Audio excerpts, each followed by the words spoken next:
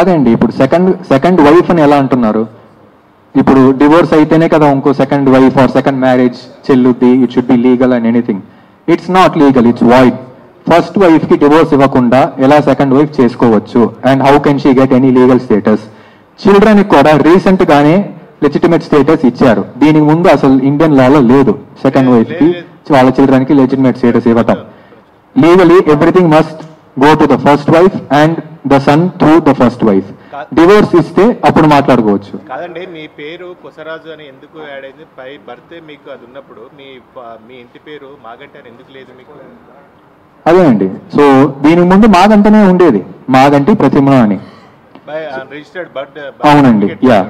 So ఇప్పుడు మాగంటి ప్రతిమలో ఉంటుంది and చిన్నప్పటి నుంచి ఆ పేరే ఉంది.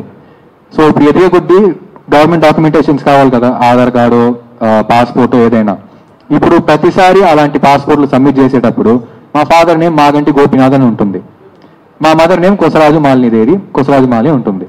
ఇప్పుడు మేము వెళ్తాం అక్కడ అప్లై చేయడానికి, వాళ్ళు ఏమడుగుతారు, ఎందుకు మీ mother name and your name surname ఎందుకు వేరేగా ఉన్నాయి? If they are still in relationship or married ఎందుకు వేరేగా ఉన్నాయి అని అడుగుతారు. నెక్స్ట్ అనెక్షర్లు సబ్మిట్ చేయండి, అఫిడవిట్లు సబ్మిట్ చేయండి, ఇలా లెంత్ ప్రాసెస్లు ఉంటాయి. మన గవర్నమెంట్ సిస్టమ్ కూడా ఏం మామూలు కాదు, చాలా ఫిట్టింగ్లు పెడతారు, అన్నీ ఉంటాయి. సో దానికి అనెక్షర్లు సబ్మిట్ చేయండి, ఇది సరిగా లేదు అది సరిగా లేదు అని చెప్తా పొడిగిస్తా పోతారు. దానికి ఆ ప్రాబ్లం అని ఉండకుండా I had to change my first name Pradyumna అని. It's not my name at all. Pradyumna నా కరెక్ట్ ప్రొనౌన్సియేషన్ అండ్ నేమ్. ఆ స్పెల్లింగ్ బర్త్ సర్టిఫికేట్ తప్పు చేశారు, నర్సరీ తప్పు చేశారు. అది ఎదే కొద్ది తర్వాత మేము మార్చాం, ప్రద్యుమ్న అని మార్చాల్సి వచ్చింది for the correct first name.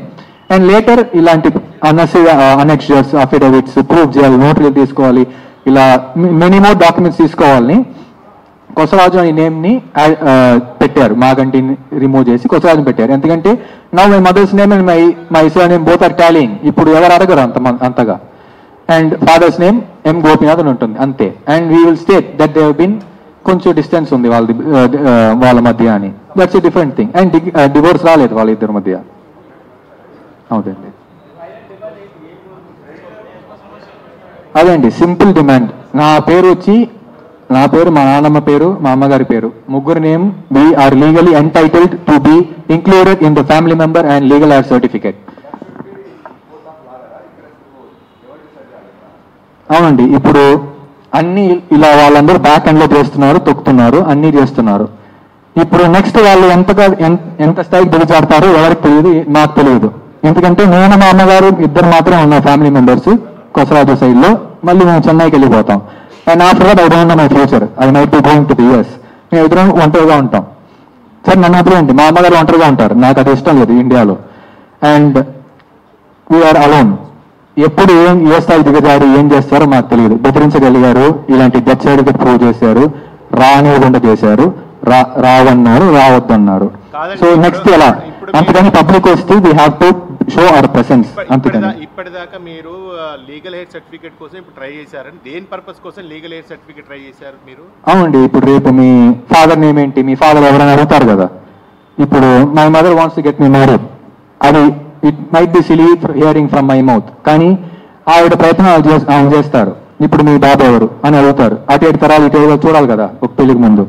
అయితే ఏమని చెప్పాలి, ఏం చూపించాలి? లీగల్ ఎయిడ్ సర్టిఫికేట్ అంటే మీ సర్టిఫికేట్స్ లో ఇంటి పేరు మార్చుకోవడానికి వచ్చే అప్లికేషన్స్ కోసం మీరు ఇంటి పేరే మార్చుకున్నారు. మరి ఇప్పుడేమో వచ్చేసి నాకు లీగల్ శాంక్టిటీ కోసం మా మదర్ రెండో మ్యారేజ్ చేసుకోవడం కోసం మీరు ఈ పేరు పెట్టుకుంటా అంటున్నారు.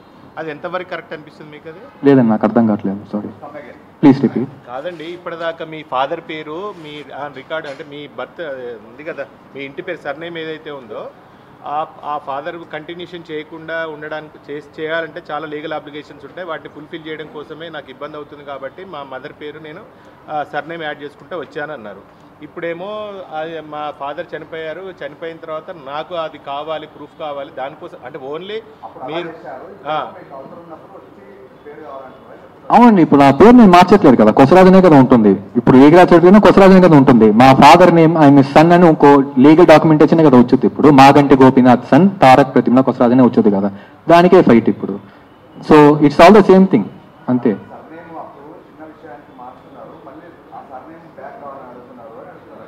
నేను సర్నేమ్ అడగట్లేదు కదండి. ఇప్పుడు ఫాదర్ నేమ్ ఇంక్లూడ్ అవ్వాలి డాక్యుమెంట్ లో. ఇప్పుడు తారక్ ప్రతిమ కొసరాజు ఉంటుంది, కింద ఫాదర్స్ నేమ్ అని వచ్చుద్ది ఎక్కడైనా. ఏముంటుంది, మాగంటి గోపినాథ్ దగ్గర ఉండాలి. నేను నా పేరు మార్చట్లేదు, అది నా ఇంటెన్షన్ కాదండి. ఫస్ట్ నా ఐడెంటిటీ ఉండాలి, అదే మెయిన్ థింగ్.